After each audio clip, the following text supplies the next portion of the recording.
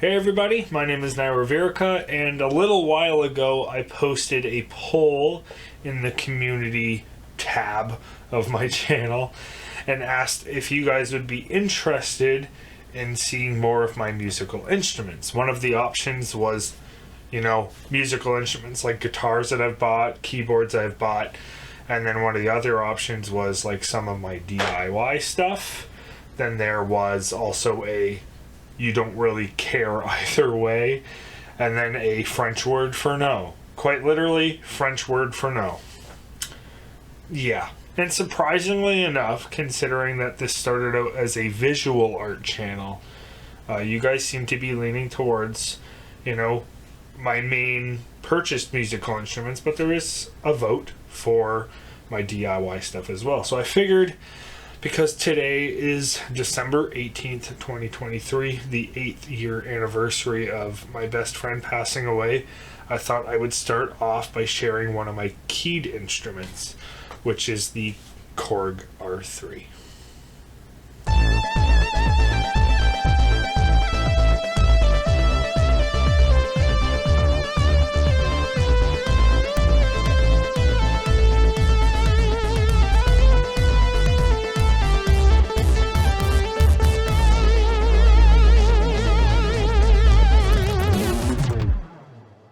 While for most people, the Korg R3 is just a vocoder synthesizer from the 90s, I believe, for me, it is a lot more than that. You see, I started this journal after my friend passed away to kind of talk to him in a way, and I've kept it pretty secret from a lot of my friends because, to be honest, it's a very personal thing, but there is a passage in here that I wrote the day that I brought this thing home, and I thought that I would read some of it just to kind of talk about the day that I got it. Something fell out of here. So here it says that I got it on October 11th. No. Sorry, I got it on September 30th, 2016. So I've actually had this thing for quite some time now, and it's kind of unreal to think about how long this thing has been with me. But anyways, I wrote that I woke up this morning very excited and anxious because I was going to reach a milestone that I'd set for myself at the beginning of the year. So basically, I made an oath to myself saying that I would become a better musician and learn more about music, and I figured one of the best ways to do that would be to learn how to play another type of instrument. I'd been playing guitar for a little while. I wasn't super good at it, but I was playing guitar and playing bass and doing like vocals, and I had an electronic drum kit at the time, so I was starting to get better at playing the drums, but something I hadn't delved into very much was playing keyed instruments. And one of the goals I set for myself after he passed away was one day, when I had the money to do it, I wanted to start hunting down some of the synthesizers that he had, because he had this really deep love for keyed instruments, mostly synthesizers, like I do with guitars and just the musical instruments in general. At the time, I was more in love with guitars and bass guitars, and didn't really have a love for anything else. Nowadays, it's a lot different. I just have a love for everything that can create music. But the long-winded thing that I'm trying to say is that he really loved synthesizers. I didn't really understand them, and I wanted to know more about them so I could further understand why he loved them so much. And rather than just going out and buying regular synthesizers, I wanted to buy the ones that he had, just so that when I create music with them, it's like he's still a part of my music in some way. I did write that when you died, I made a vow to push myself more and become a better musician. And what better way to do that than to learn more stuff? My plan was / is to buy many synthesizers. But not just any synthesizers. I wanted to buy your synthesizers.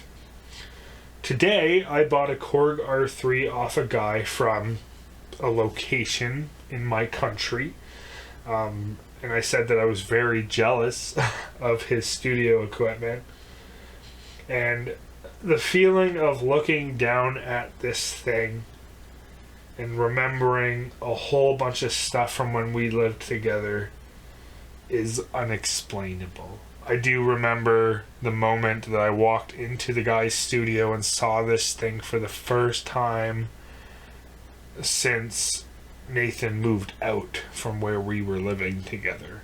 And even though it had only been about a year since that moment, because he had passed away, it felt so much longer. So to see this thing again, despite knowing that it wasn't his Korg R3, it still felt like his Korg R3 to me.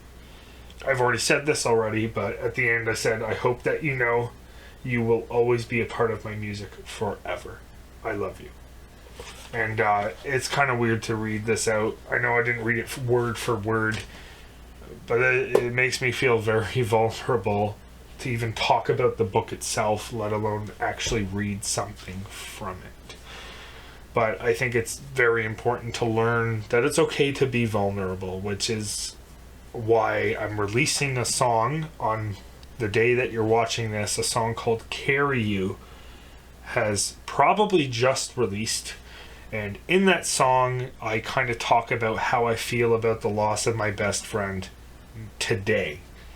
And how it does still get to me and whatnot. I don't want to spoil too much of what's in the song. But it is a more positive song. And it's kind of the most vulnerable I've ever been in a song. And you'll know what I mean by that if you go and listen to the song the whole way through. Because there is something that I left in the song that I really, really wanted to cut out. But I asked a bunch of friends for advice, and they told me that the song kind of loses its power if I cut that out. And so I left it in there. And it is a lot to know that everybody who listens to this song is going to hear that.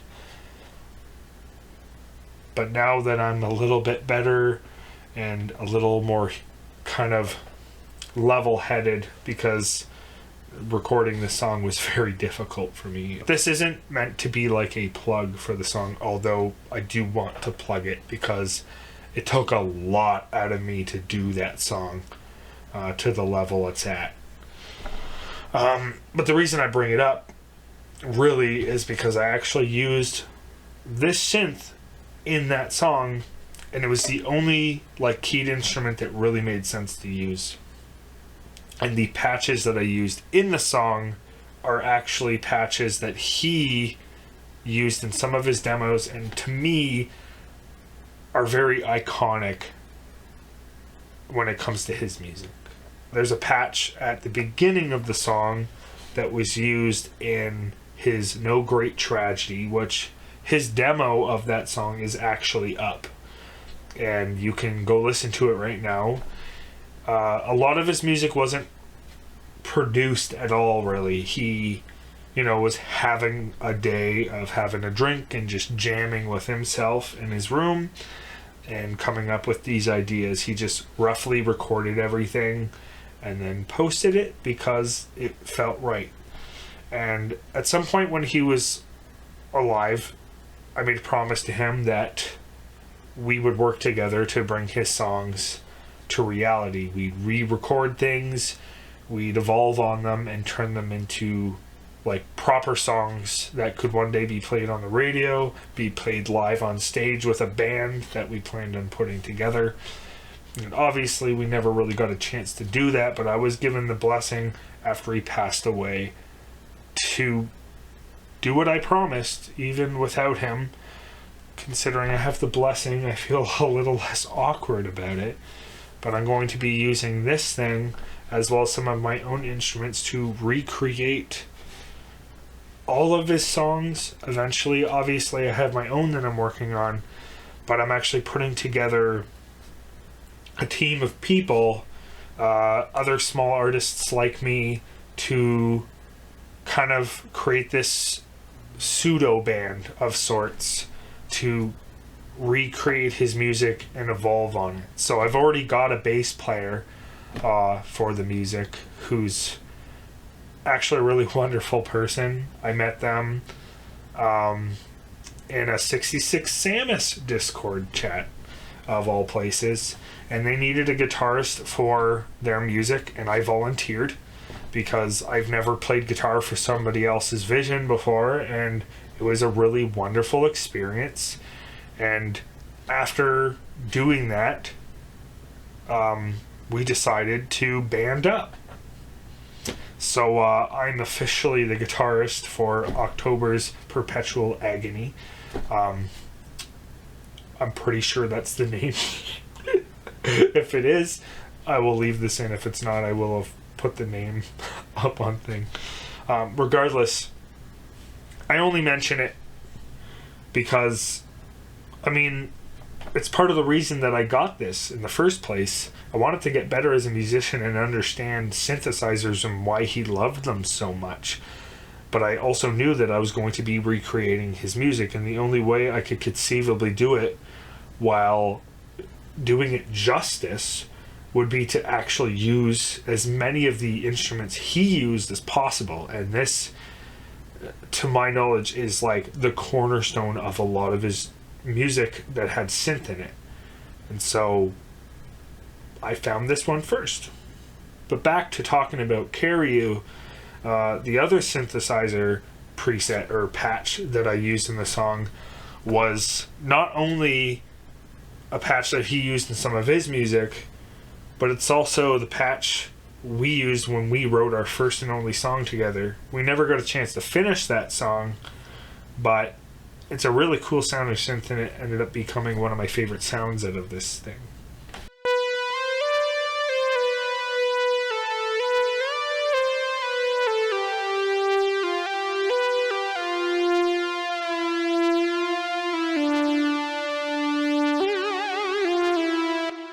Overall, it's a synthesizer hardware vocoder. If you don't know what a vocoder is, essentially what it does is you have a microphone pointed at your mouth and you talk into it or sing into it as you're playing notes, and it like roboticizes your voice. So basically,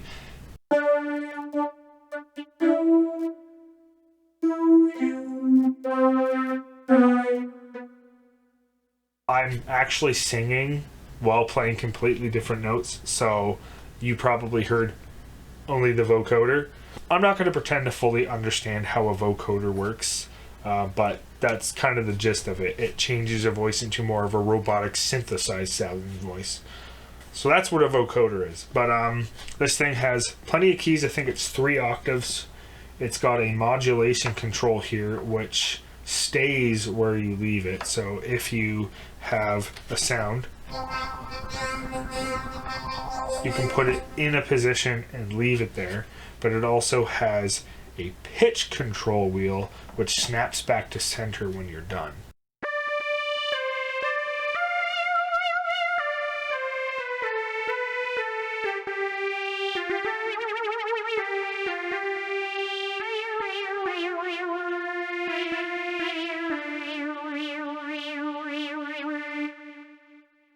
Then you have your 2 octaving buttons, so you can kind of shift which octaves the keyboard is controlling down and up. So we can go all the way down to the bottom and get the brown note, or we can go all the way up to the top and hurt somebody's ears.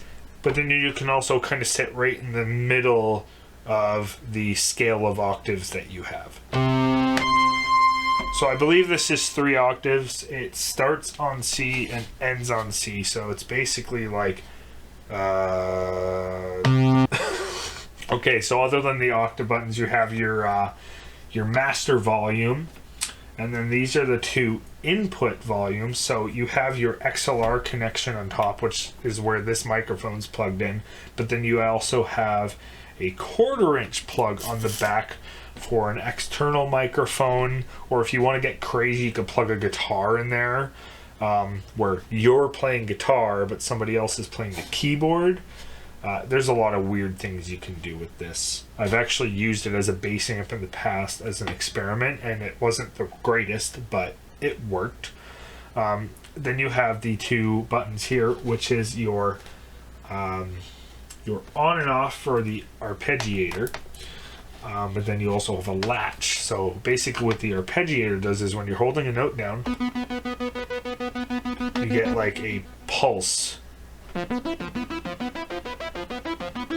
If you're pressing one key down, it just plays that to a pattern.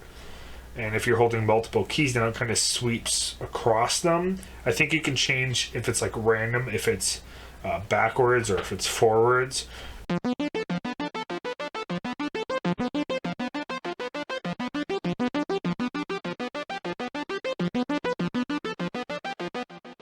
It's really fun. I've never been very good at playing in time with arpeggiators and stuff. It's a skill I still have to learn.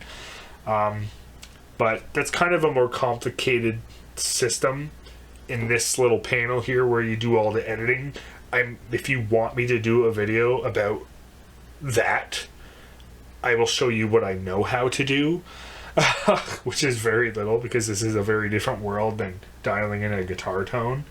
But basically what latching does is it means you can push these keys down and take your hands off. And now it's doing the thing all on its own. And above those two, you have the tempo control. You can actually see the light here blinking. Hopefully, that's blinking in time with the tempo. And there's a little display over here that shows you what tempo it's at. So I think it goes down to, 20 BPM. So if I turn these on, it's very slow, but it also goes up to like 220, I think.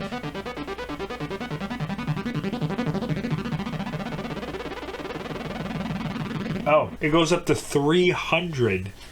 That's ridiculous. I didn't remember that. I thought it went up to 220. But from there, you have the categories, which these are kind of like folders, and the patches are the items in said folders. So for each of these, you have 8 different patches within them. So obviously you can probably see this. If you can't, it has favorites, bass, lead, polysynth, pad strings, keyboards, bell and metal. Then you also have motion, which is something I still don't really understand what that means. Then you have percussion / hit, and percussion isn't necessarily like drums. It's, percussive sounds, but there's also hits. So, I mean, this is in mostly default right now, but there are many different preset sort of packs of patches that you can install on this. You can even install individual sounds. I have a whole bunch. In fact, I might have all the ones that were ever available, including community-made ones. But then you have your SE, which I think is sound effect. So it's got some really weird stuff in here. And then you have your ARPs and your sequencers.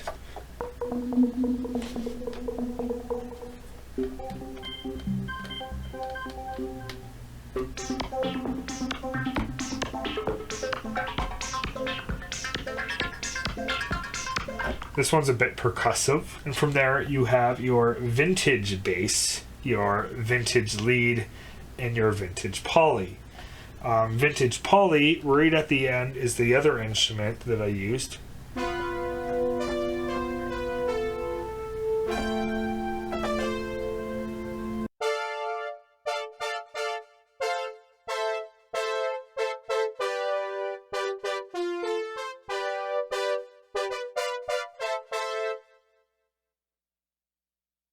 I'm not very good at keys, especially when I'm sitting with my arms like this to play. Usually it's a lot lower. I usually stand up when I'm playing it over here.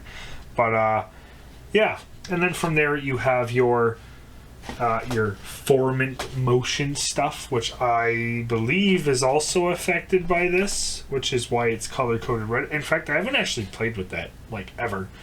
And then you have your channel for vocoder, and I think there's only, like, 3 on here, and then the rest of them just kind of let the microphone come through. Maybe you're either hearing this through that microphone or this one. But up here are all your, like, adjustments and editing tools. You got your save. When you hit these 2, you can select the channel to save it on. It's a whole complicated mess that I don't fully understand, so I'm not going to go into it in this video. Over here is like your page selector for editing your presets, and then you have these knobs which change what they do depending on which page you're on. And one of those pages, which I believe is page number 32, is your sequencer arpeggiator. But you can see this blinking here, and you literally just push the buttons, and the red ones that are on are the notes that are going to hit. And you can see as I adjust the tempo, you can see it speeding up quite a bit and slowing down. And you can kind of create your own little pattern for these notes. And so, like, if you're playing one note, it will play that one note when this little swiping thing hits those lit up LEDs. But if you're playing multiple notes, which you can't hear right now because I just have the vocoder on, but that's basically kind of how you set up an arpeggio. I don't really know all the ins and outs of making this thing do really crazy specific patterns based on the notes you're pushing, but I kind of like the randomness of it as it is right now. I will probably delve into this a little bit more. I understand editing a preset a lot more than I did like a year ago, but it is a very big world. Despite how simple it looks, there are a lot of options, and I don't really understand how they all work together to create the interesting sounds that I've been hearing on this thing. Like, how did they make that? How did they make that? I mean, how did they make this? I fiddled around in it, and I didn't get anywhere close to that. So, but that's that. This was my Korg R3. This is probably my second most precious instrument after Nathan's guitar, of course. If you want to listen to Carry You, it will be over on my other channel. If you're watching this video, the premiere's probably already happened, but I have been posting in the community tab. But regardless, the premiere is just a fun way for me to have the song play live in the public eye for the first time while I hang out in the chat and talk to you guys. But overall, there will be more song premieres, but you could still comment on the video and we can have a conversation there, or we can have a conversation here. It doesn't really matter how we go about it. But the point is, the song is released today.